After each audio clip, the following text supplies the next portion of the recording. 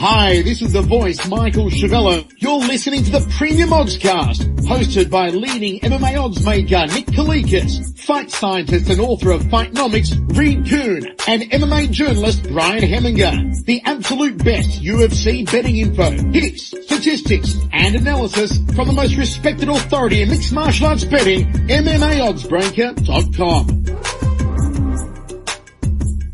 Welcome to the Premium Oddscast, presented by 5 Dime Sportsbook. I'm Brian Heminger, joined today by leading mixed martial arts oddsmaker Nick Kalikas to break down this Sunday's UFC Fight Night 86 event, which takes place in Zagreb, Croatia. If you're unfamiliar with our format, myself and Nick will break down the fight card from top to bottom, providing extensive analysis and a pick for each fight after doing our film study for the event. Looking back at our last event, our premium package bets for UFC Fight Night 85 3 weeks ago went 1-2 to lose 2.375 units overall. We won our underdog bet on Jake Matthews, but lost our plays on Hector Lombard and Frank Mir. We also lost our 1-unit free bet. Back to the present, UFC Fight Night 86 features a 13-fight card in total and will be aired on UFC Fight Pass and Fox Sports 1 this Sunday afternoon. Let's dive right in. Now, kicking off the preliminary card on Fight Pass is a middleweight fight between Alessio Desiro, who is 9-0, and Bojan Velickovic, who is 13-3. Now, Nick, where did you open this fight, and how has the public shifted things so far? I opened Velickovic minus 170, the comeback on Desiro, plus 130. Right now looking over at 5 Dimes for that particular fight. Our sponsor Sportsbook, by the way, make sure you guys check those guys out. It is Velickovic minus 170. The comeback on Desiro is plus 150. So line margins have tightened up a little bit, and there has been two-way action coming into this fight. In fact, the line dropped early on. Early action did start coming in on Desiro, and now as we're getting closer to fight time, Velickovic is taking some of the action back here as well. So sportsbooks should have two-way action for the most part in this fight. And it is definitely a good fight. I mean, Desiro, he's a hyped Italian prospect.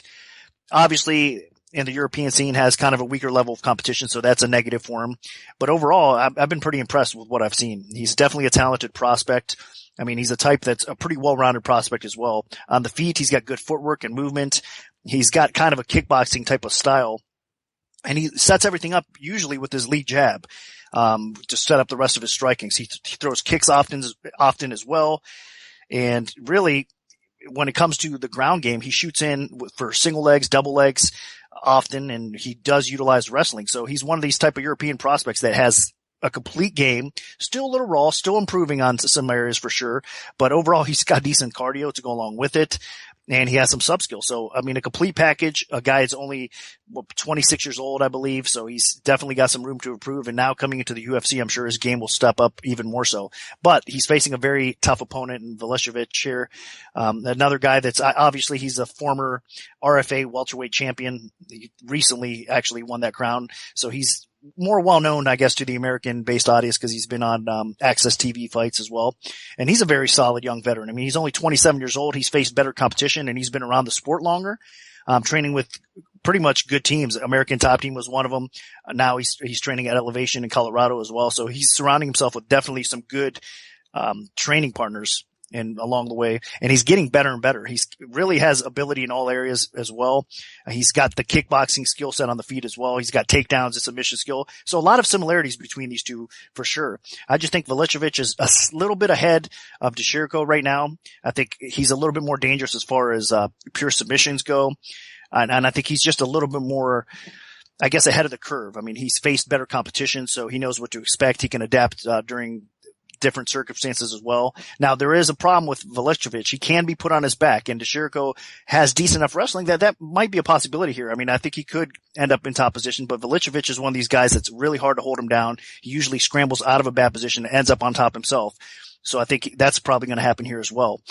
This is a split decision type of fight, in my opinion. It should go to the cards. I don't expect these guys to finish each other, even though both of them have finishing skill. I think they kind of neutralize each other out. And I'm going to lean with Velickovic because I think he is just a little bit better, a little bit more talented at this point of his career. And again, I think the competition level he's faced kind of puts me over the hump a little bit with him. So I am going to pick him to win the fight in a close competitive decision. Both of these fighters are pretty solid prospects, although Velickovic, surprisingly, even though he's a little bit longer overall, he's actually the fighter that can most easily make the welterweight limit. I mean, he was the welterweight champ in RFA before coming over. So I expect him to be dropping down a weight class after making his UFC debut here. Now, Desiro, he's a solid overall fighter as well. Pretty well-rounded. Mixes in a lot of takedown attempts with his stand-up. And Valovich and him have something in common. They're both pretty unactive strikers. They like to sit back a little bit and then throw one strike at a time, take their time with it. And I think the stand-up is going to be relatively even, although Valovich will have a little bit of a length advantage there, so that could come into play. And as Nick mentioned, Desiro is the better wrestler of the two, so I expect him to be a little bit more aggressive, trying to get this fight to the floor. But Valovich, even though he does get taken down at times, it just seems like every time he gets taken down, he either shakes his opponent off his back or sweeps him, or maybe reverses a takedown attempt sometimes, or just finds a nice transition and forces a scramble, and then he wins the scramble. So he does a lot of the little things really well when he is put in a bad position. And I think that could come into play here for sure.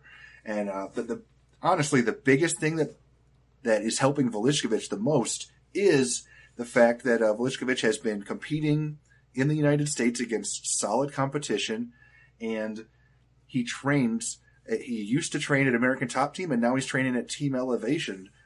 And in both places, he was working with some elite fighters.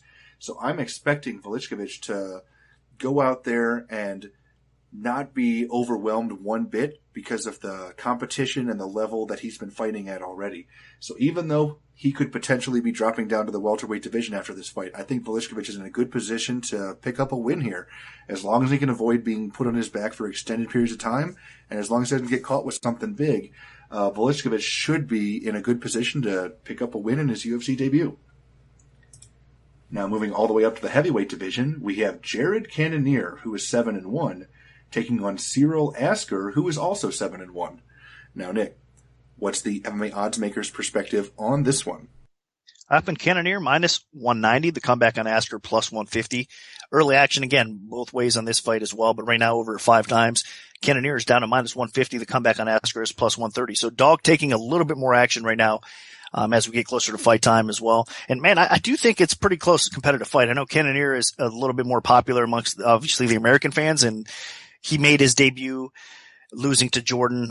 He was actually doing pretty good at that fight before he got caught by Sean Jordan's big right hand. It was honestly placed behind his ear, and it just kind of got to him and put him down. And then Jordan was able to pounce and land a couple more shots there, and the ref stopped it. So disappointing debut for Cannonier because there was a lot of high expectations for him. But again, I guess a loss to a guy like Sean Jordan, especially when he does clip you behind the ear, is not too bad. I mean, he can rebound and try to make some noise here in his second fight against Asker. But Cannonier, he's pretty impressive with this game. I mean, I think he's got a decent, well-rounded game. He's working with MMA Lab right now, and he was in Alaska before that. So even for his last fight, he was working with MMA Lab. So I think he's going to only get better and better from what we've seen in the past from Cannonier.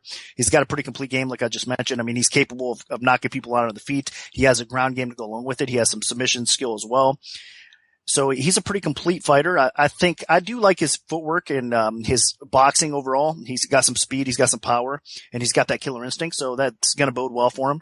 But really, I mean, Asker's going to be a lot better, I think, and a lot tougher task than most people think. I know, again, recently some of the action is kind of stating that as well, as people are coming in on Asker a little bit, and I can understand why. I mean, Asker, he's really not a hyped prospect. I mean, he is the current EFC heavyweight champion.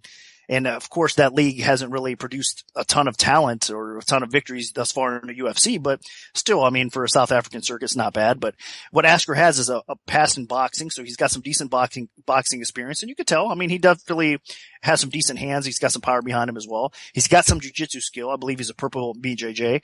Now, he has faced weaker level competition. That's what bothers me about Asker as well, is he hasn't really faced. I mean, not that Cannonier overall has faced great competition, but still a level above Asker. So he's definitely taking a step up in competition here, Asker is, against a guy like Cannonier. But overall, I mean, he's strong, a somewhat aggressive heavyweight. I'm saying somewhat aggressive because at times He does get a little tentative standing, and I don't like to see that, but he does typically come forward, and he swings heavy punches. I mean, some are clean again, but Askar does tend to get wild at times as well. So he's one of these guys that can be very effective in delivering punishment with this style on the feet. I mean, he's definitely a little bit underrated, I think, thus far, but it is hard to gauge with that weaker level of competition of how effective he can be against upper level competition like this.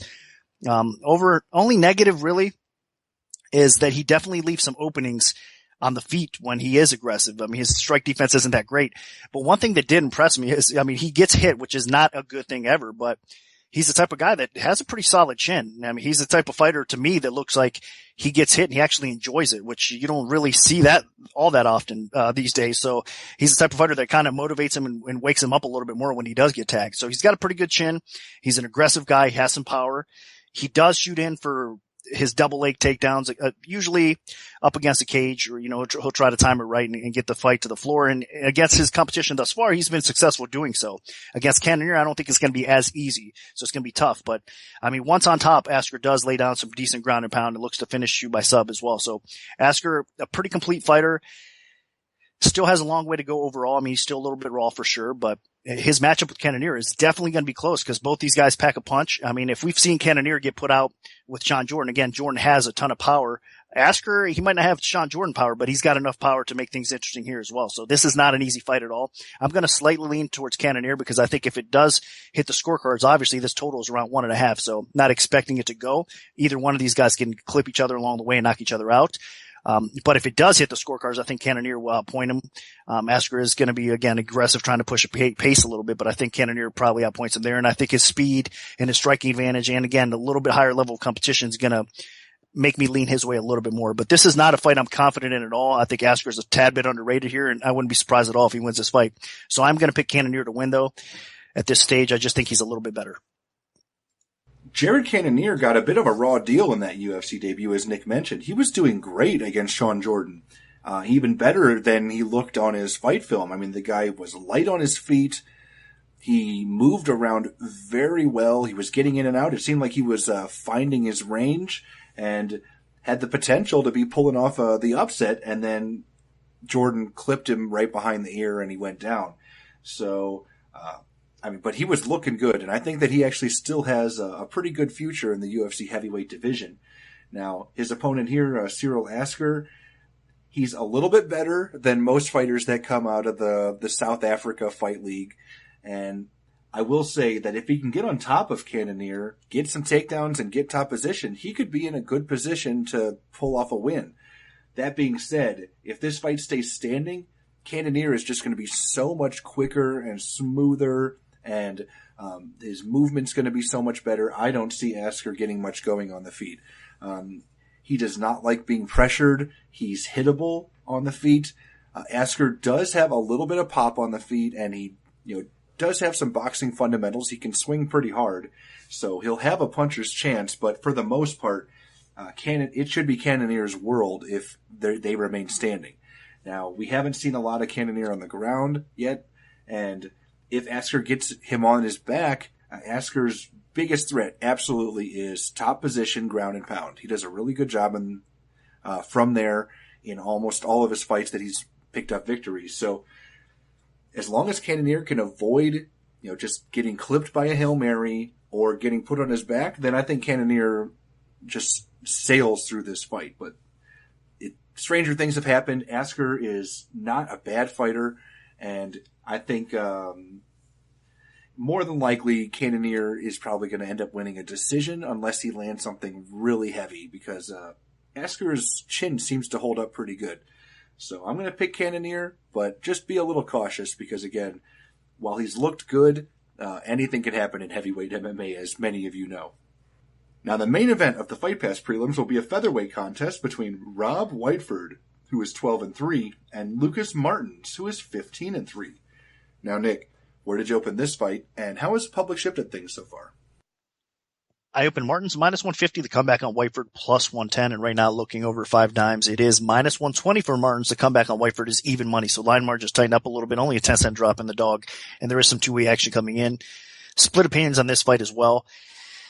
It's tough because I mean, both these guys have been somewhat impressive in their UFC careers. I know that both of them obviously are coming in off a loss, so that's a little bit disappointing for both, but they faced decent level competition along the way as well. This one's going to come down to, I mean, they're both pretty much complete fighters and they both like to stand and bang. So it really is going to me, comes down to who lands first and whose chin is a little bit better. And I really think that Whiteford is a little bit better at this point with his chin. I trust it a little bit more. Martin's, obviously his defense has tightened up a little bit. It's gotten a little bit better. But that being said, he's been rocked so far. I mean, out of his UFC fights, he's been rocked. It seems like almost every fight he's been rocked and dropped. And of course, his last fight against Bektik, he got knocked out again. He's performed relatively well outside of that. I mean, he definitely is a talented guy offensively. Martin's is going to be a little bit longer than Whiteford in his fight. So he's going to be able to utilize a slight reach advantage. And then on the feet, like I said, Martin's going to be very effective. He's got knockout power. He's got good accuracy. And he's got that killer instinct. So he's going to be a tough out for sure. His takedown defense continues to improve. So he's not going to be easy to handle as far as taking him down and controlling him that way as well. So good fight, but Whiteford, you could say a lot of the same things. I just trust his chin a little bit better. He does have a little bit underrated punching power, and I think that's what's going to happen here. I think it's going to probably play out in the feet, and if so, both these guys are going to be swinging for the fences for sure.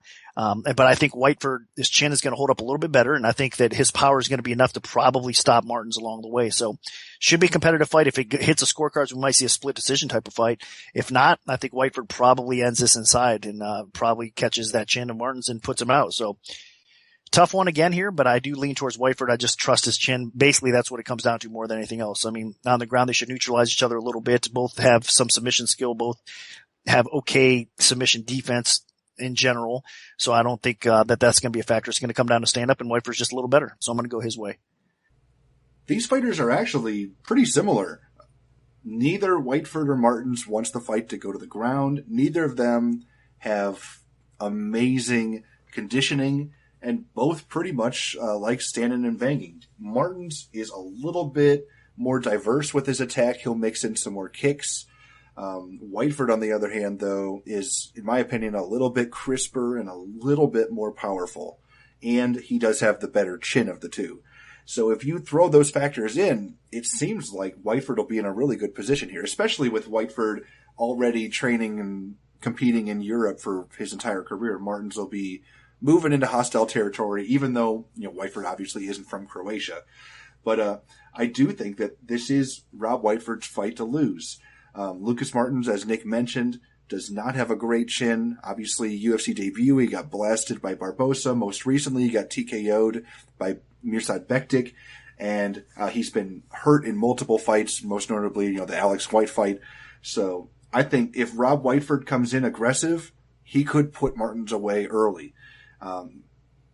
Martins just is a bit susceptible to big power shots, and Whiteford is a solid technical striker with good power.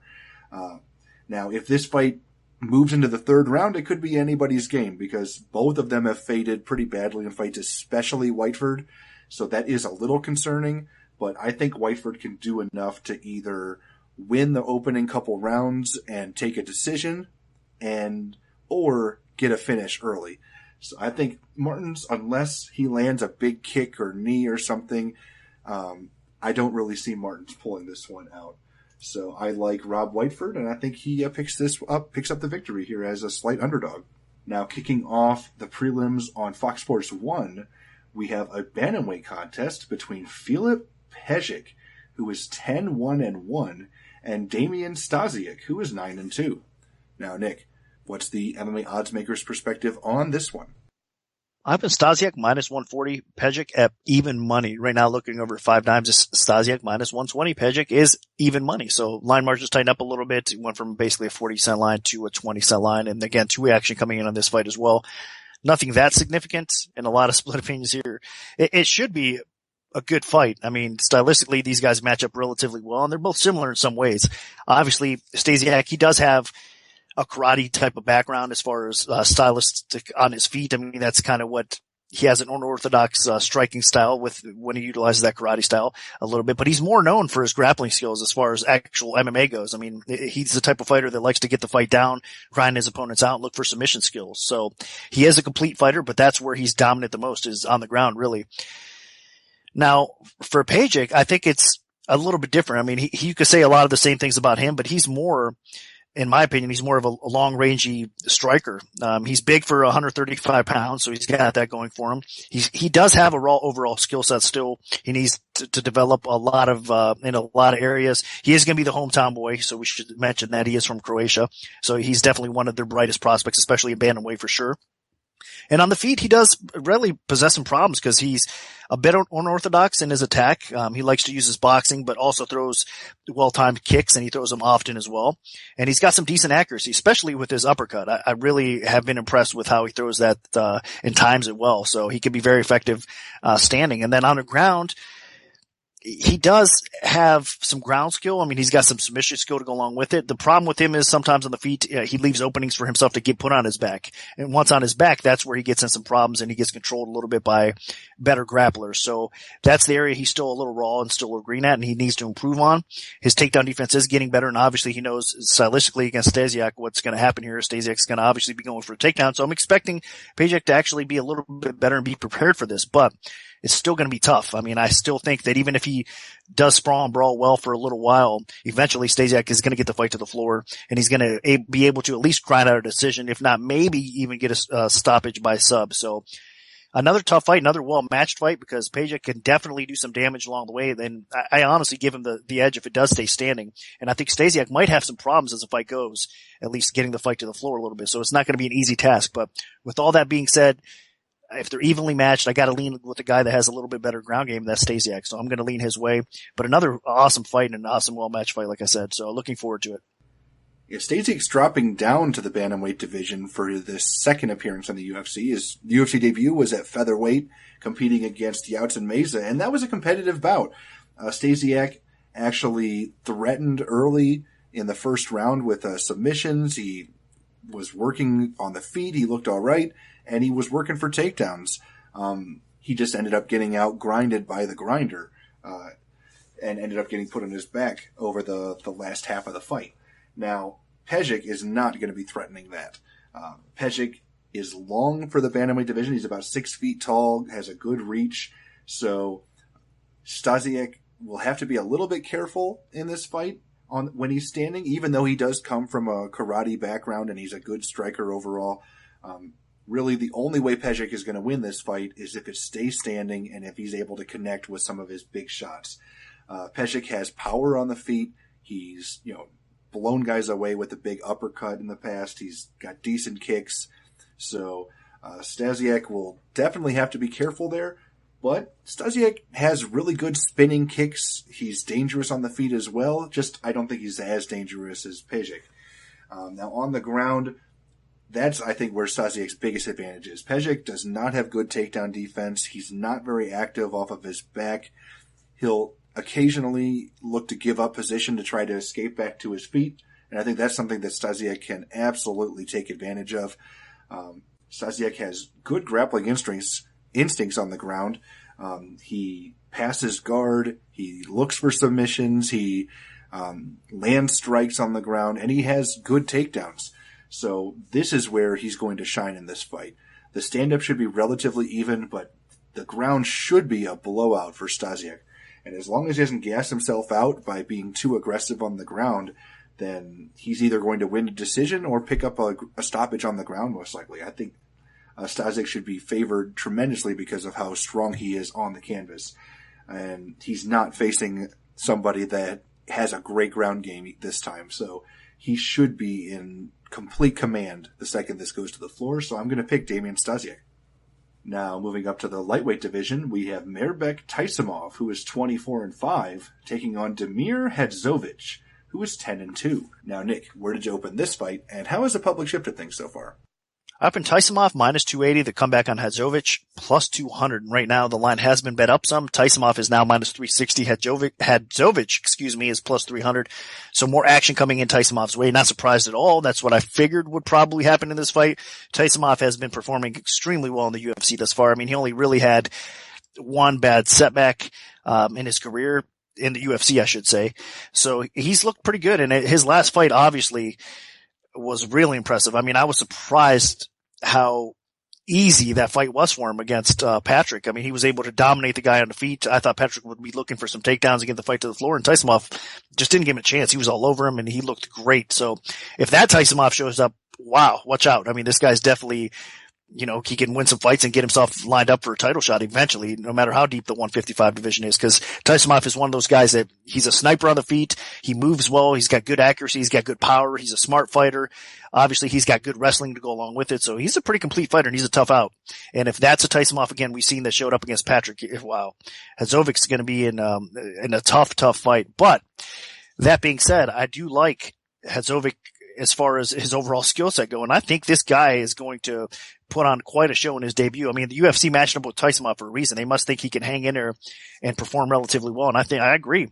I think Hadzovic is one of these guys that really, again, is kind of a well-rounded talent. He's a European prospect, so I understand the level of competition isn't the greatest, but overall, he's pretty solid.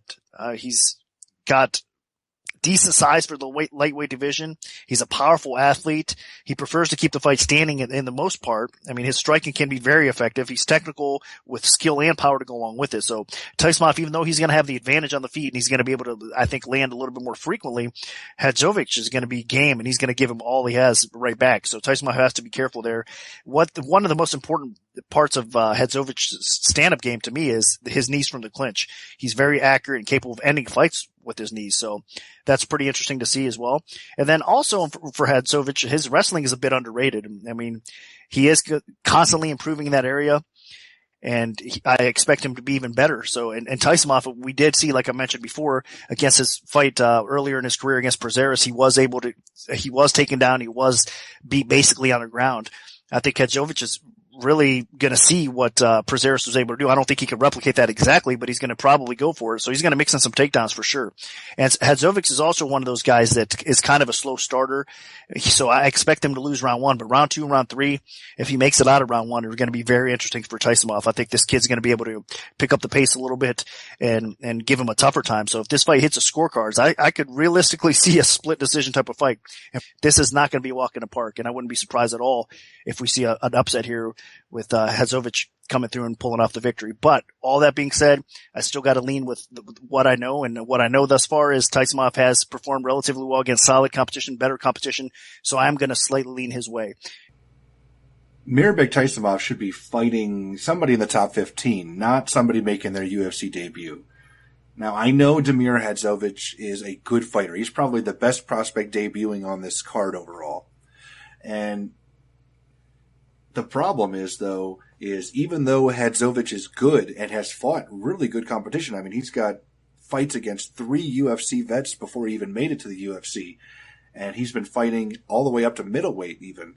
But the problem is, this is way too much too soon for him for his UFC debut. I mean, he should be fighting someone low tier, especially for how good of a prospect he is, to just kind of cement himself. And this isn't even like an injury replacement situation. They're just like, okay, this is your fight, and full training camp and everything. So I don't get it. I don't really understand the UFC's matchmaking decision here. Tysonov is too good of a fighter to be fighting somebody in their UFC debut, even if they are as good as Hadzovic. And I think Hadzovic is going to be in a little bit over his head. Now, the biggest problem here is that Hadzovic, for the most part, likes to keep fights standing. He's at his best, like in his fight against John McGuire in Cage Warriors, where he was able to avoid the grappler's ground game for the most part and then work him over on the feet. That's not going to work against Tysonov. Tysonov is a powerhouse on the feet. He has big power with both hands. His last fight against Alan Patrick, he set it up with a huge head kick. So he's dangerous with all his limbs. And Tysonov is probably going to be in a position here where Hadzovic likes to fight at range, and Tysonov is just going to pummel him at range. So as good of a prospect as Hadzovic is, being a well-rounded fighter, great nickname, the Bosnian Bomber, I do not think that he is in a position here to look good in his UFC debut.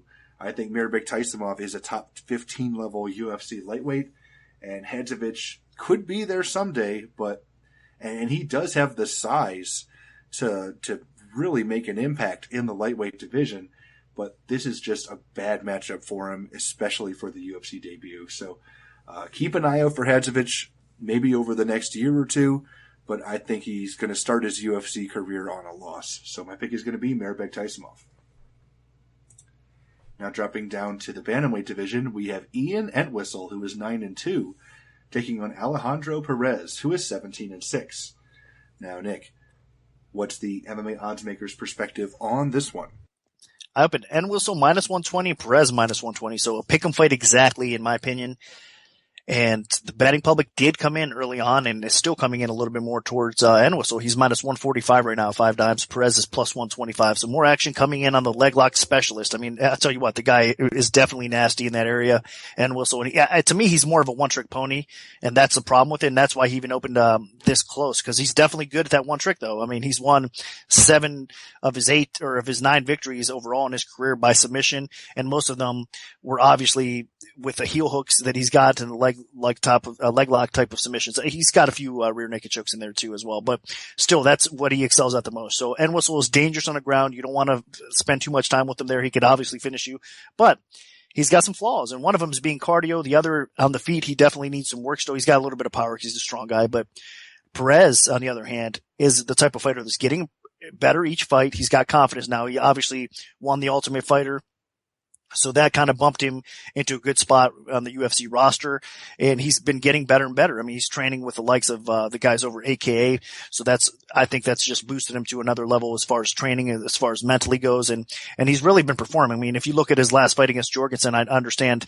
that fight was finished early with the leg injury or whatnot, but he was doing some damage there along the way, and Jorgensen still, even if he's on the decline, it's quite a step up for a guy like Perez, and he was doing well in that fight. So unfortunately for Perez, he did get submitted. He got caught early on against Patrick Williams, and I think that's why a lot of people are thinking that maybe this guy's so suspect that a better submission fighter like Entwistle is going to be able to do the same thing. I don't know. I think Perez is going to be a little bit more prepared this time. I think Perez is going to be able to fend off a lot of what Entwistle is going to want to do, is obviously take the fight to the ground. And if he's able to do that, I think Perez basically has to weather the early storm. And if he keeps it upright, he's going to torch Entwistle. I think overall on the feet, he's the better fighter for sure. I could even see possibly Perez finishing him by sub if he takes his back, if Entwistle starts to tire a little bit as well. I doubt that's the exact scenario, but I believe that Perez is going to finish this fight inside. So he needs to weather that early storm. And once he does, I'd lean towards Perez. I do think he's got the higher ceiling. I think that he's getting better and better. I think Entwistle, he just needs to improve his overall game a little bit more, but he is tough to bet against or count out because, I mean, like I said, he is a one-trick pony, but he does well at doing that trick, and he's successful. So it is going to be a dangerous fight for Perez, but I think he can come through with a victory here, so I'm going to go his way. Honestly, there's only 2 likely outcomes for this fight. Either Ian Entwistle grabs a leg and starts torquing at it until Alejandro Perez is forced to tap out, or that doesn't work, Entwistle gasses, and Alejandro Perez finishes him in the end of the first round or in the second round. There's really the only 2 options that happen in Ian Entwistle fights. He's just a bit of a one-trick pony, but that one trick is pretty good, as you saw in his Anthony Burchak fight. Now, Entwistle is a capable fighter. He comes in shape, but for some reason he just blows all his gas going for that submission early, and if it works, great, but for the most part, when it doesn't, he looks bad, as you saw in the Dan Hooker fight. So what I think is going to happen here is Alejandro Perez trains with some great fighters. He's going to be more than prepared. And if Entwistle is going to be maybe attempting a leg lock, but Perez should be able to avoid that situation and then just start beating him up on the feet. Entwistle is not a great striker. Perez is definitely the more seasoned striker. He showcased serious improvements in the Scott Jorgensen fight, and then just punished his leg. He showed a lot of patience in that fight and ended up picking up the TKO injury victory. Now, Entwistle, he just has not really taken those kind of strides. So far, his only UFC win was because Anthony Burchak shot in for a takedown for no reason whatsoever, and then got submitted. So I don't expect Alejandro Perez to do that. I expect him to be getting excellent advice from his cornerman, and I think he's going to be keeping his distance, forcing Entwistle to shoot in desperation takedowns. And if he can avoid those situations, then I think Entwistle's going to get beat up, and I expect a stoppage victory for Alejandro Perez at some point. Now, moving on to the main event of the Fox Sports 1 prelims, we have Nicholas Dalby, who is 14-0-1, taking on Zach Cummings, who is 18-4. And this is a welterweight bout.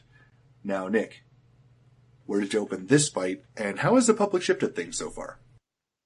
Up in Dalby, -175, the comeback on Cummings at +135. And especially today, we're seeing a lot more action coming in Cummings' way. And right now, Dalby's all the way down to -130. The comeback on Cummings is +110. So public supporting Cummings. And you know what, man? It's one of those situations, again, where Cummings has been underrated his whole career, really. I mean, he's just one of those guys that, for some reason, I don't know, he just doesn't get that love or that popularity from, I think, the hardcore fans. But he is a very talented fighter because he's so well-rounded. I mean, he's got skill everywhere. He's a pretty good, underrated stand-up fighter. Of course, to me, in my opinion, he's better at getting the fight to the ground and then working his ground game. He's got good submission skill on the floor as well. So Cummings is a legit fighter, and he's a tough out for anybody at 170 for sure. And I mean, that's why he's getting some respect against a guy like Dalby now as well.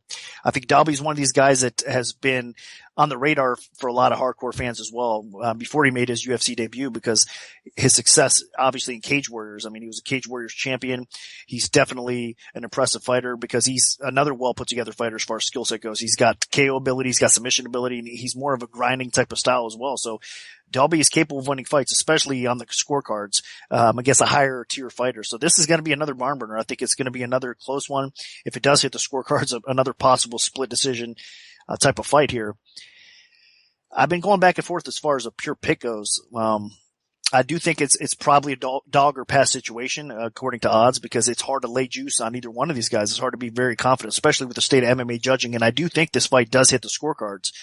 So that being said, I'm going to lean a little bit more towards Dalby. I think he's going to be a little bit busier, a little bit more active. It is a tough fight for him. I know Cummings, even on the feet, he's going to be successful at landing his shots along the way as well. But I just think that Dalby's going to be the one that controls a little bit more of the tempo of the fight, and he's going to be able to get the judge's nod, even if it is a close one. So tough fight. If there is going to be a finish, I do lean a little bit more towards Cummings, though. I mean, Dalby's obviously a tough guy to get rid of. He's proven that time and time again, as is Cummings. But I still think that Cummings is just, as far as a finishing skill set goes, Cummings is a little bit more capable of doing so. So if it ends inside, I wouldn't be shocked at all if it's Cummings getting the nod. But if it hits the scorecards, I got to lean towards Dalby a little bit more.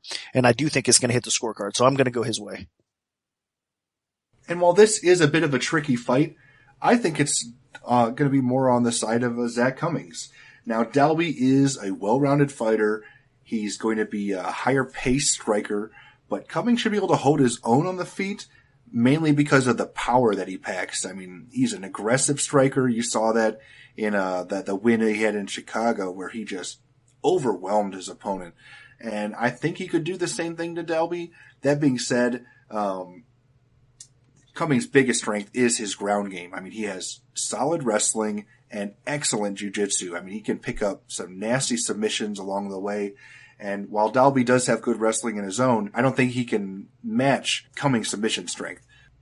In this fight, Dalby is going to be trying to push the pace a little bit, and I expect Cummings to be trying to search for the finish. And when you search for the finish, you can definitely win rounds just because you're throwing big, heavy strikes. Maybe the bigger strikes landing can make up for getting hit by 3 smaller strikes, that kind of situation. And don't forget, Dalby's last fight against Darren Till, I mean, he clearly lost the first 2 rounds. He was getting beat up in that fight, and then Till got tired, and Dalby took over late and got a 10-8 third round to get a draw.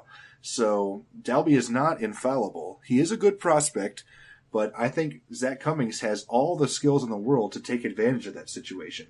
So I'm thinking that more than likely Zach Cummings is going to come out strong and then hold on. Maybe win the first 2 rounds, maybe even get a finish. And even if Dalby comes on late, then I think Cummings will have done enough, put in the groundwork to pick up the decision as well. So I'm leaning Zach Cummings. I think he can pull this off as the underdog. Now, kicking off the Fox Sports 1 main card, we have a women's strawweight bout between Marina Marose, who is 6-1, and Christina Stazzi, who is 5-0. Now, Nick, what's the MMA oddsmaker's perspective on this one? Up in Marose, minus 260 to come back on Stazzi and plus 180. And there has been some dog action coming in. Right now, it's actually Marose, still the favorite at minus 185 to come back on Stazzi is plus 160. So a lot of people banking on Stazzi's aggressive style. I mean, she's definitely fun to watch as, maybe in her, fights thus far. Again, it's been outside of, the UFC. So level competition's been a lot weaker for her.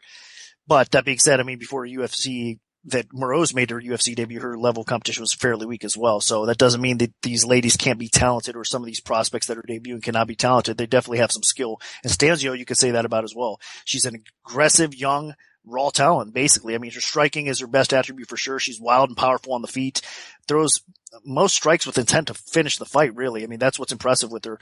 Her cardio, though, is a little bit of a concern. She throws so hard that she tends to wear herself out as the fight goes a little bit. So that's definitely something to keep an eye on. And she does also have some wrestling and takedown ability to go along with some BJJ.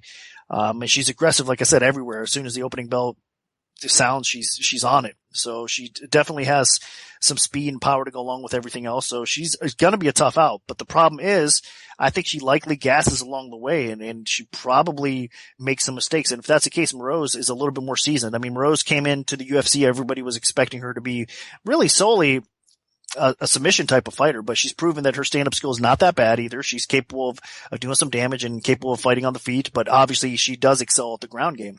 And off her back, she's very dangerous. She's very slick with her arm bars, her triangle chokes, and that sort of thing. And I think that this fight, she's going to be able to hang with Stazzi. I think early on she probably loses the first round, but as the fight goes, I'm leaning a little bit more towards Marose. I think she could actually finish Stazzi as it goes. I think that what we're probably going to see is again a declining, a fading Stazzi in round maybe 2 or 3. It ends up maybe taking Marose to the ground, and once she does, I think she's going to get herself tied up and in some trouble there and probably get submitted. So I lean more towards Marose by submission than anything else in this fight, because I do think that Stazzi is just going to make that mistake and get caught. But wouldn't be surprised at all early if Stazzi is such an aggressive, powerful chick that she might land and put Marose out fairly quickly. I mean, that's, I think, her best path to victory there. But outside of that, I mean, if it hits the scorecards, I got to lean towards Marose because she's going to be the fresher fighter. And then I think if there is going to be a finish on the ground, it's probably Marose as well. So I am going to pick Marose and go against the grain right here as far as the early betting action coming in on Stazzi. I think Marose is still going to get the job done. I believe that she is the better fighter right now, and Stazzi just needs to get a little bit more experience. Christina Stazzi is definitely a fighter to get excited about. You know, just 22 years old, out of Romania, undefeated. She does pack a lot of heat with her strikes, a lot more power than most girls in the strawweight division have. She could definitely score some knockouts in her UFC career, and she could even score one in her UFC debut. I mean, Marina Marose did get dropped by Valerie Letourneau in her last fight, but she is a pretty good striker overall. She has good boxing fundamentals. Her biggest issue is sometimes she just gets a little over-aggressive on the feet and then leaves herself open to counters. And I don't think that's really Christina Stazzi's game. Stazzi is more of the type that wants to lead the way and just clip you with a big shot, whether it's a haymaker that she likes to throw, just a big overhand right, or she has a nasty push kick, a front kick type of attack that she can kick her opponent right in the face with. And then she also does have some heavy kicks and head kicks.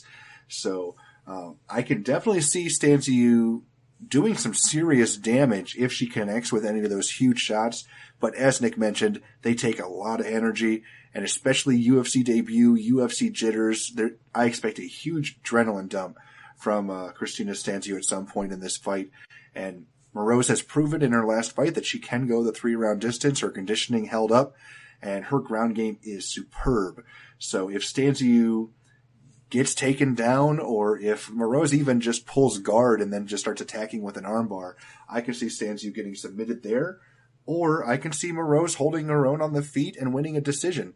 The main thing is just watch out for that power from Stazzi, but other than that, I think this is definitely Marose's fight to lose, and I think that she picks up a convincing win along the way here. Now moving all the way up to the light heavyweight division, we have the returning Igor Pokrayets, who is 25-12 with 1 no contest, taking on Jan Blachowicz, who is 18-5. Now, Nick, What's the MMA odds maker's perspective on this one?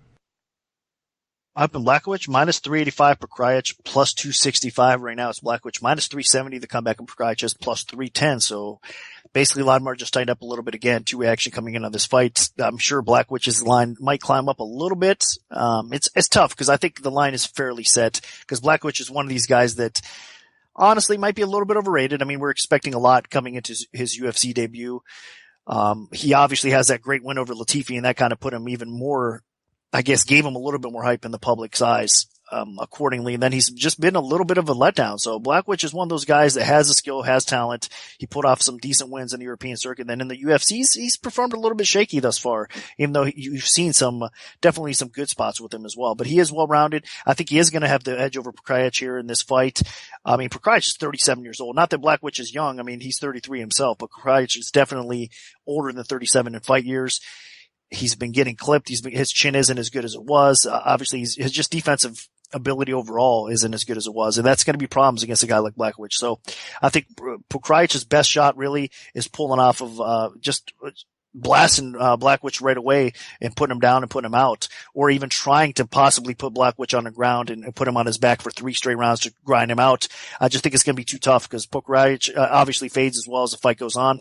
So, and at 37, he's not getting any younger. His chin again is a little bit more susceptible. So this is definitely a fight that I think Blachowicz is going to probably get the nod. We more than likely see Blachowicz actually landing and finishing this fight at some point. So I do lean that way. And I do think that Krajicz, I mean, I'm glad to see him back in the UFC. He put together a few wins, since his release, and now he's back competing here against somebody that again has the public's respect for the most part. So it's just a tough fight for him, tough matchup. I don't expect him to win this fight.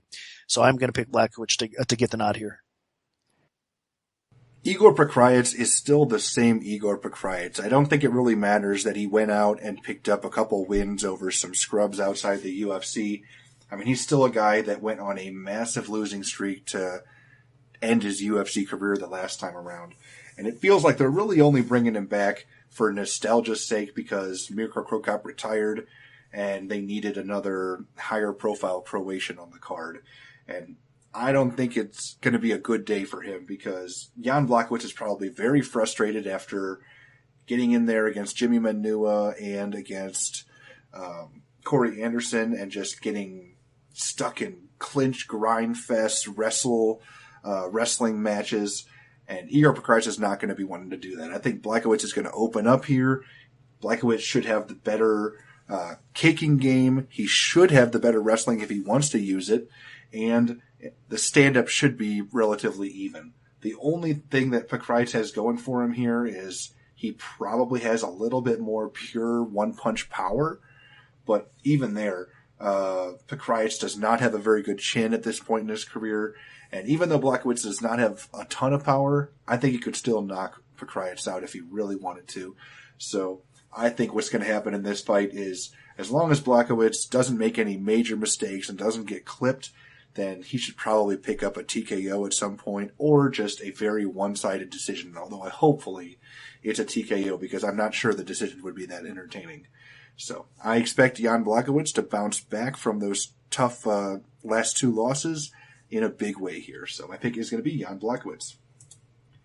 Now moving all the way up to the heavyweight division, we have Timothy Johnson, who is 9-2, taking on UFC newcomer Marcin Tybura, who is 13-3.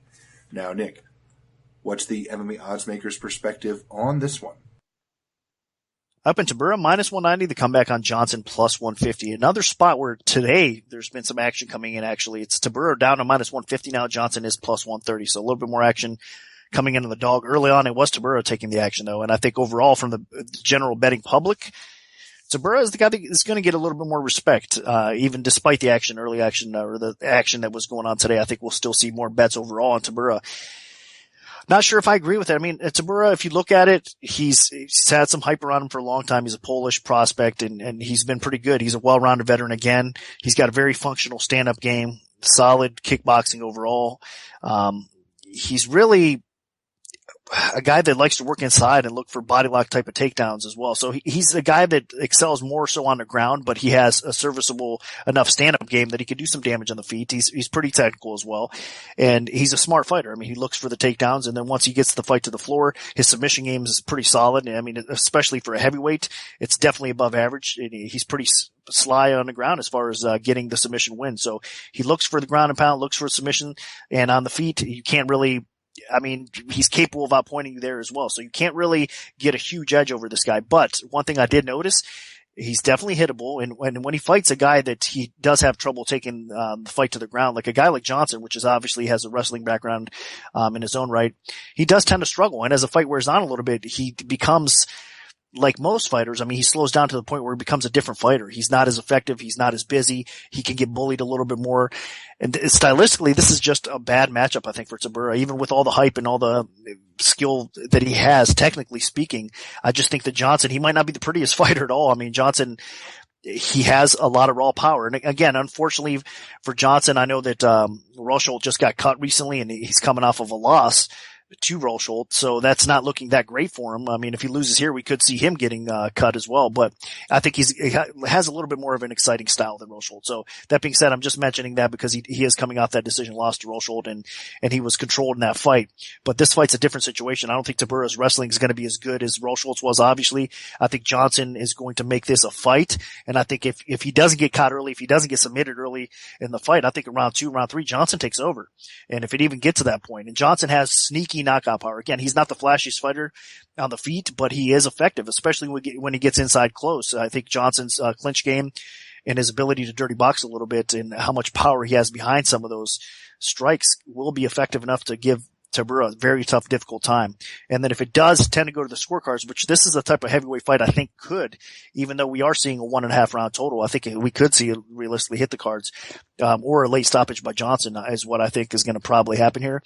So I do give Johnson the nod if it hits a scorecard. So I'm going to pick Johnson as an underdog to pull off the upset here.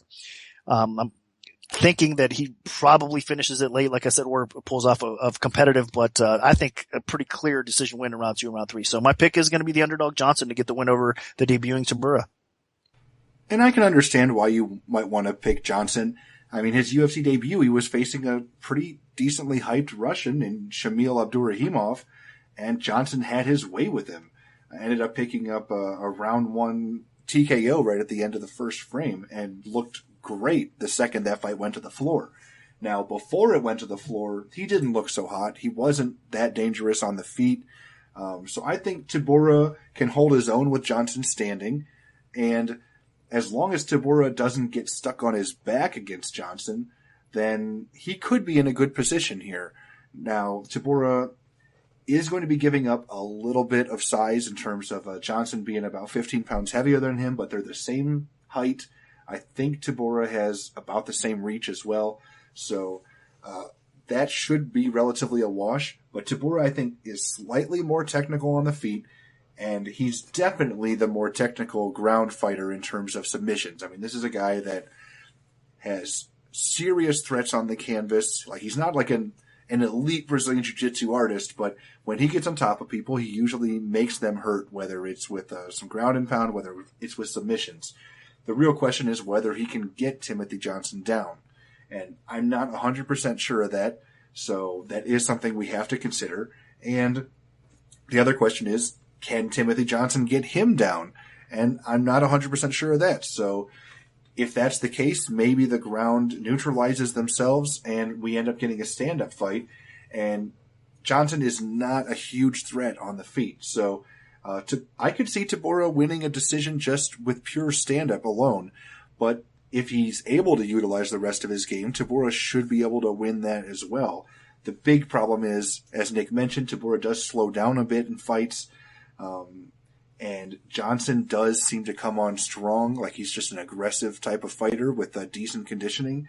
So Johnson could definitely make it a fight, especially in the third round if it gets there. So I'm leaning Tibor, but I am not crazy confident about it whatsoever. I think Johnson could definitely be a live dog, but I'm going to believe the hype a little bit here. I think Tibor has what it takes. I mean, he did pick up a pretty good win over Damian Grabowski just a couple fights ago. So I think Tibor has what it takes to be a good UFC fighter, and I'm really hoping the hype is real because the UFC needs an influx of heavyweight talent. So my pick is going to be Marcin Tybura. Now, sticking with the heavyweight division, we have another battle of interesting prospects as Francis Ngannou, who is 6-1, takes on Curtis Blades, who is 5-0. Now, Nick, where did you open this fight, and how has the public shifted things so far? Up in Blades, minus 150 to come back on Ngannou, plus 110. This fight was crazy because early on, everybody was coming in on Gano, to the point where, I mean, it was all one-sided action. Nobody was giving Blades any love early on. And now, as we're seeing it closer to fight day, especially again today, we've seen Blades at minus 145 and Ngannou at plus 125. So the line flipped back. So we did see Ngannou actually climb to, I believe, 150, maybe 160-ish at one point, flipping the line completely, and now it's flipped all the way back. So both these guys have had two-way action put on it heavily, really. I mean, from the beginning, like I said, Ngannou, now Blades, and I'm sure we're going to see some action back on Ngannou, and this line's going to just be all over the place, kind of flipping back and forth. I don't think we'll see it reflip. I think Blades will stay the favorite, but we could see it drop back down a little bit. That being said, it's an awesome fight because, man, these two guys are definitely skilled heavyweights. Ngannou was more than impressive in his UFC debut.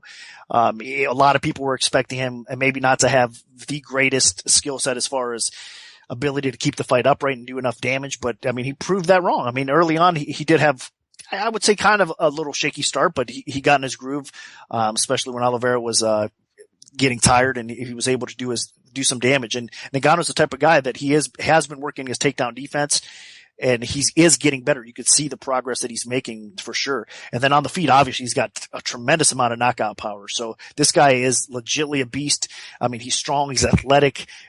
He comes forward. He's got that killer instinct. So if you cannot get Ngannou on the ground, you are in some serious trouble in most cases. But the thing with Blades is, talking about athletes, I mean, Blades, you could say a lot of the things about him as well. He's a former junior college wrestling champion. He is taking this fight on short notice, but he's typically in pretty good shape. He's athletic. He's powerful for a heavyweight as well. And one thing I do like about him is he does utilize his wrestling well. So he's got enough knockout power in the feet that he could do some damage there. He doesn't have to take the fight to the ground, but in a situation like this against Ngannou, he probably will utilize that wrestling, and he's explosive enough that even if Ngannou's takedown defense continues to improve, at some point Blades is going to end up getting the fight to the ground. And once he does get on top, Blades is a finisher. I mean, he's going to be able to drop some bombs, and Ngannou, I'm not sure if he's going to be able to withstand the pressure that Blades is going to be from top. So that's why I lean a little bit more towards Blades. So again, the early action coming in on Ngannou surprised me a little bit, somewhat. I know Ngannou is, he's gained some respect and popularity from his debut win, and a lot of people are expecting some great things. I'm almost disappointed that they're matched up against each other because I do think Ngannou could be a very successful heavyweight in the UFC, and I do believe Blades can as well. So you truly have two legit prospects going at it here and two future possible contenders in the UFC heavyweight division. So I wish they kind of would have matched these guys up a little different. But that being said, it's here. I think it's going to be a tough fight for both guys, and both guys definitely are capable of finishing. But I trust Blades a little bit more, and it really comes down to his wrestling. And I think that's going to give Ngannou problems, and I think he's going to be effective and probably get a stoppage along the way. So it might be later in the fight, but I do think that Blades gets a W here, and I'm going to go his way. Yeah, I really like Curtis Blades.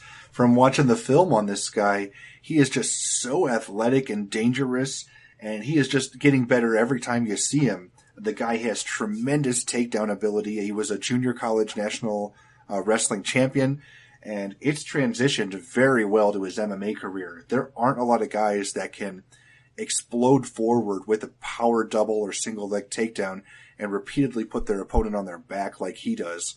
And he can do it anyway. I mean, I've seen him throw suplexes on guys in fights, and so he is a very tenacious, aggressive ground fighter. Now, Ngannou, on the other hand, you saw in his UFC debut, Luis Enrique was having some success by pressing him into the fence, by working for takedowns, was taking away some of Ngannou's advantages, which is this guy has an elite world-class frame for the heavyweight division. Most guys sometimes are a little blown-up light heavyweights. This guy is 100% heavyweight, and he has a lot of power, and he is a pretty good striker. So What Ngannou does not have going for him is he doesn't have much of a ground game, and when you take away his weapons, he's not much of a threat anywhere else. But when Ngannou is at his best, he's at distance, landing combination striking, and then maybe if he's on the inside in the clinch where he can land some big knees as well. So what Blaydes needs to do is not telegraph the takedowns too much, because Ngannou was able to start connecting with big uppercuts in his fight against Henrique. And if Blaydes walks into one of those, he could still get sent for a ride. But Ngannou seems like he gets put on his back in a lot of his fights. You saw it still in the UFC debut. I think what's going to happen here is Curtis Blaydes is just going to be repeatedly putting Ngannou on his back. And I don't expect Ngannou to get the benefit of the doubt from the referee like he did in this last fight, where the referee actually stood them up for no reason really, and then even ended a clinch as well for no real reason. And I don't think he'll be the beneficiary this time around of some favorable judging or refereeing. So I think Curtis Blaydes gets those takedowns. I think he powers through and repeatedly puts Ngannou on his back, and I think Curtis Blaydes picks up the victory. So I think it's going to be Curtis Blaydes.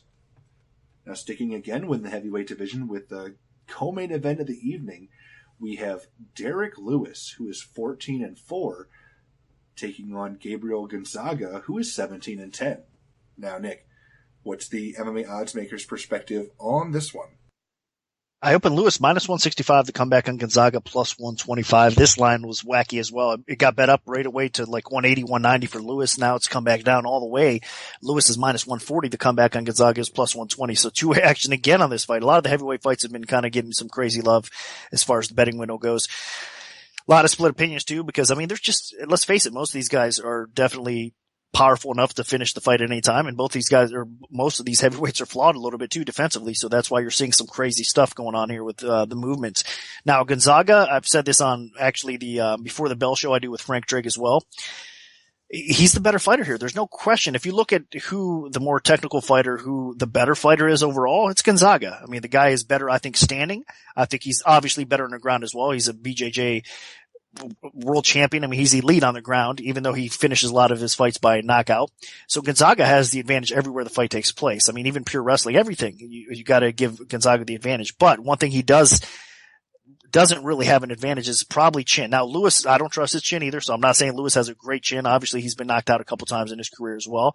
But Gonzaga's chin, I trust less. And the problem with this fight is Gonzaga is more of the gatekeeper type of fighter right now for the UFC heavyweight division. And Lewis is kind of one of these guys that is on the rise. I mean, he's definitely been impressive. When he does win fights, he finishes. I mean, and the best attribute for Lewis is him getting the fight to the floor and getting top position, and then he unloads. I mean, his ground and pound is really nasty. Not many fighters can survive it. And I think Gonzaga is going to be in some serious problems if he does get in that position. Lewis is going to finish the fight.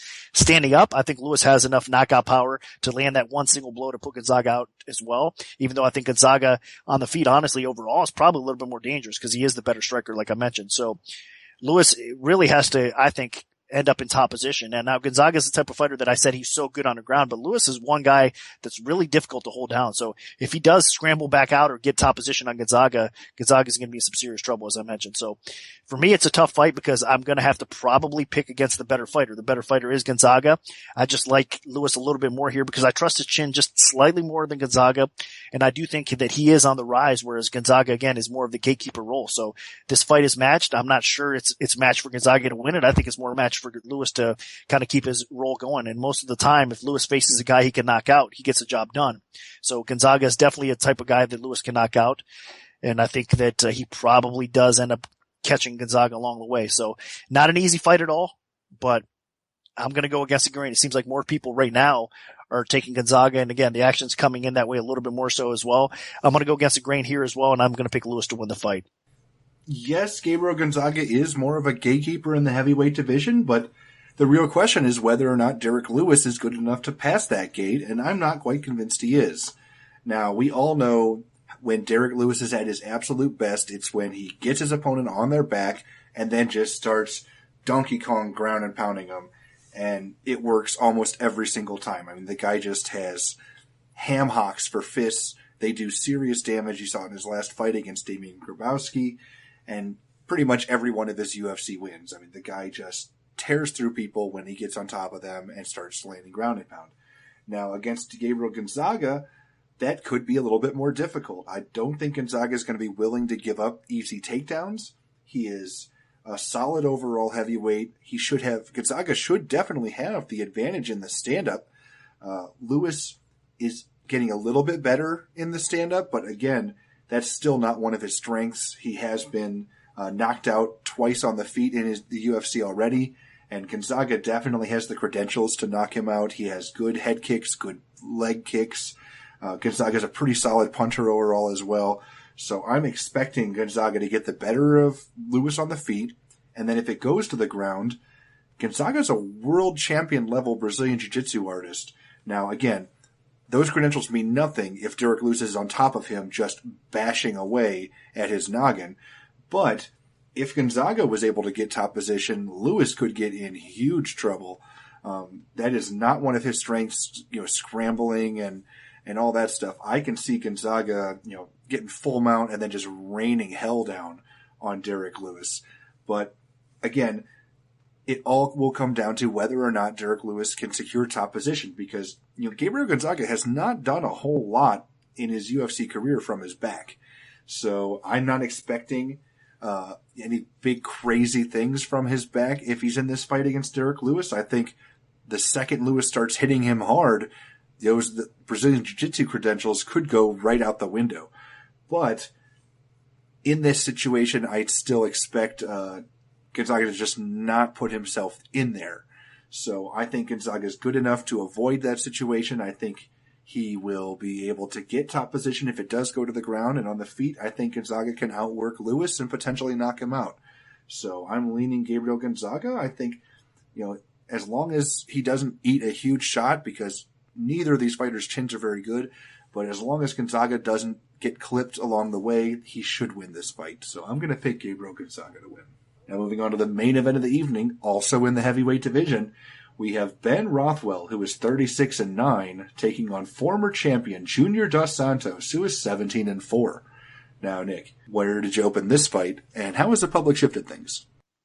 I opened JDS minus 150 to come back on Rothwell plus 110. Another heavyweight fight that just got bet all over the place. The line for a while was actually flipped, and Rothwell was a slight favorite. Now, as we get closer to fight time again, it's back to almost where exactly I opened it. Line margins have tightened up, of course. I opened at 40. Now it's a 20-cent line. It is currently JDS minus 130 to come back on Rothwell, still that plus 110 that it opened. Man, I mean, two-way action coming in this fight, a lot of split opinions. It seems like the overall opinion is Rothwell, it's his time. I mean, it seems like a lot of people are really counting JDS out, and it's not a surprise. I mean, honestly, those wars that he had with Cain Velasquez, the wars with Stipe, even Mark Hunt, you could throw in that equation. Then, of course, coming off that knockout loss to Overeem, I mean, he's taken some punishment, and he hasn't looked the same. There's definitely a decline on Junior Dos Santos. If this fight were to take place a couple years ago, he'd be a huge favorite in this fight against Rothwell. Not to discredit Rothwell, but it's true. I mean, Rothwell has looked great, though. He's been coming out really strong as of late. I mean, his win streak has been impressive. He's the type of fighter that really, he's been around the sport for a long, long time. So it's not like he's young in, as far as fight years go. I mean, the guy's had a tremendous amount of fights. He's had, obviously almost double the fights that JDS has officially in his career. So Rothwell's been around the sport for a while, but he's always had a granite chin. It's hard to get rid of that guy. And honestly, he hasn't been in recently, at least those wars that JDS has, as of late. So Rothwell is, believe it or not, even though he's had a ton more fights, he is kind of the fresher fighter in the UFC heavyweight division right now, and especially mentally. I mean, Rothwell is at a point that I've never seen him at before. I mean, he's got confidence because of his little win streak that he's got going here over impressive competition. He believes that he's the man to beat in the heavyweight division, and he's backed that up because he's working hard. I mean, he's putting the work in and he's improving. He's obviously talented enough to end fights on the ground. We've seen that twice now with Mitrione, and I cannot believe, I'm still shocked that he submitted Josh Barnett. I mean, I'm shocked. I know that Rothwell has always had a pretty decent, underrated ground game, but come on, submitting Burnett is really impressive. So Rothwell is definitely a hard guy to beat right now with his confidence level and everything that he brings to the table. In this fight, Rothwell definitely has enough knockout power to catch JDS and put him out. I mean, he's always had that tremendous knockout power. He always has good accuracy, and he's a pretty smart fighter.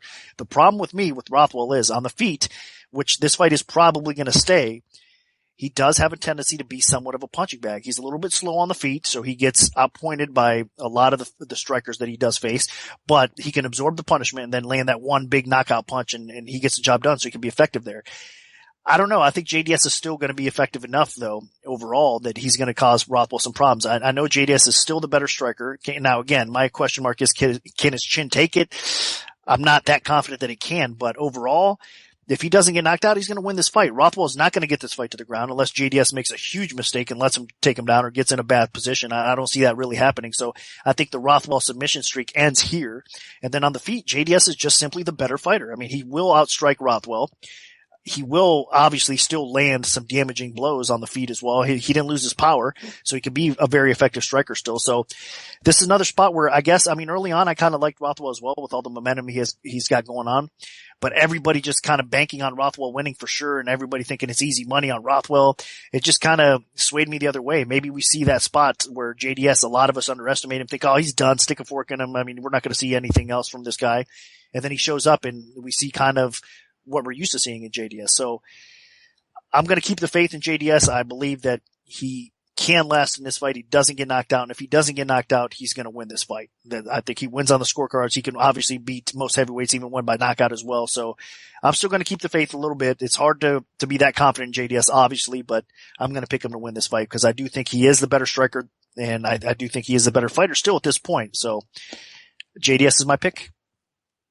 And I'm going to slightly disagree, mainly because I just don't know how much Junior Dos Santos has left. He has not looked like the same fighter ever since those bouts against Cain Velasquez. It seems like they took so much out of him, and he's now had to take so much time between fights, having a lot of surgeries. There's so much wear and tear on this guy. And then you finally saw it in the last fight against Alistair Overeem where he just got straight up destroyed by one really good punch. And that's just not something that Junior Dos Santos ever had to worry about before. I mean, he was a guy that had so much confidence, so much aggression and explosiveness and power, and he just would go out there and just crush people. And he's not doing that anymore. Ben Rothwell, on the other hand, has so much confidence and momentum, and as an underdog was just going out there and taking care of business against some really talented fighters. And Junior Dos Santos, as you saw in his last fight, he looked a little gun-shy. I mean, I think part of it had to do with Alistair Overeem having a more defensive style where he was circling away, he was leaning back, he had his hands up constantly.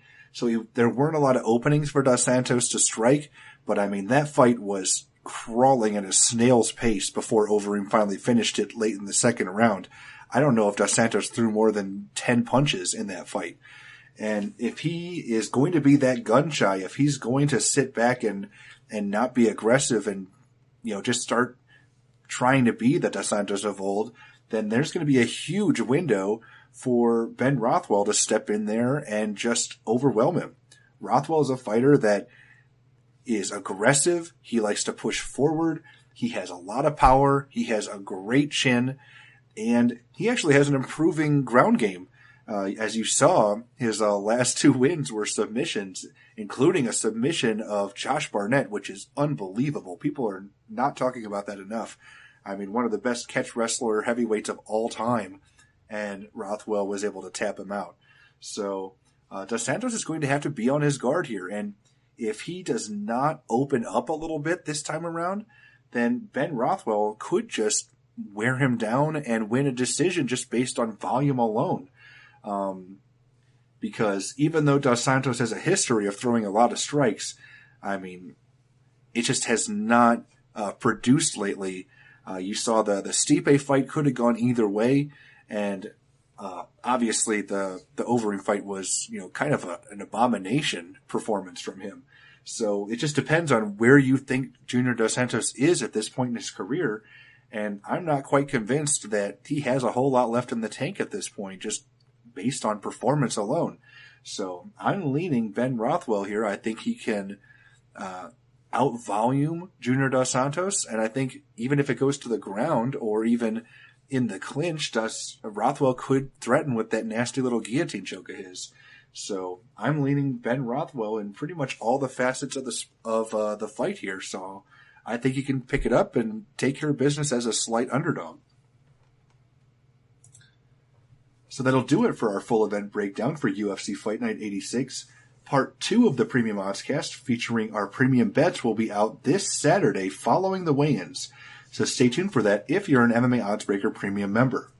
If we have a free play to give out, make sure to follow at MMAOB Premium on Twitter because that's where we'll post them first. We can also notify you of our free bets via email alert if you prefer that method. Just send an email to picks@MMAOddsbreaker.com and we'll add you to a free bet mailing list. Special thanks to our sponsor, 5 Times Sportsbook. Good luck, everyone, and hopefully the betting gods are on your side this week.